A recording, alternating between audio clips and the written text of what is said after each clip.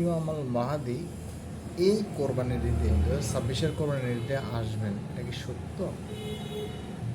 শুনবেন বিস্তারিত, তাহলে জানতে পারবেন। দেখেন, আমরা জানি ইমাম মাহাদি যে বছর আসবে ওই বছর রমজানে একটা যুদ্ধ শুরু হবে, অলরেডি যুদ্ধ শুরু হয়েছে। ওই বছর রমজানের 2টা চন্দ্রগ্রহণ এবং সূর্যগ্রহণ হবে, একটা চন্দ্রগ্রহণ একটা সূর্যগ্রহণ অলরেডি হয়েছে। ওই বছর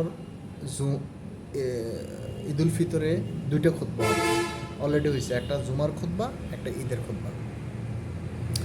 ওই বছর এখনো হয় না এটা, এই বছর কোরবানের আগে জিলকদ মাসের দিকে বা এরকম একটা ম্যাসিভ একটা মারামারি হবে, হাজিদের সম্পদ লুণ্ঠন হবে, হাজিদেরকে মিনায় হত্যা করা হবে, যার রক্ত মক্কা পর্যন্ত আসবে।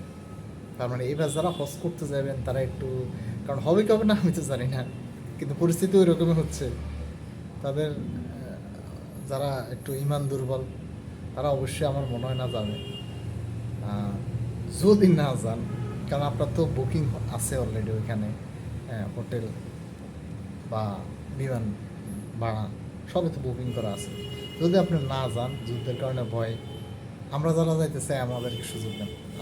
আমরা কি বলে, ইনশাল্লাহ ইসলামের জন্য আমরা যদি যদি সত্যি ইমাম মাহদি আসে সাথে যুদ্ধ করবো ইনশাল্লাহ, এটা আমাদের একটা নিয়ত আছে ছোটোকাল থেকে।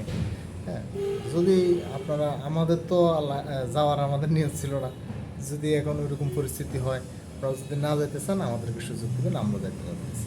তবে হ্যাঁ, এই বছরে হবে এটা কোনো গ্যারান্টি আমিও দিচ্ছি না, কারণ আল্লাহ রব্বুল আলামিন ভালো জানে। গায়েব সম্বন্ধে আমিও কিছু জানি না, কেউই কিছু জানে না। এটা যে বলবে আমি জানি সে মিথ্যা বলতেছে, সে বকবাস কথা বলতেছে।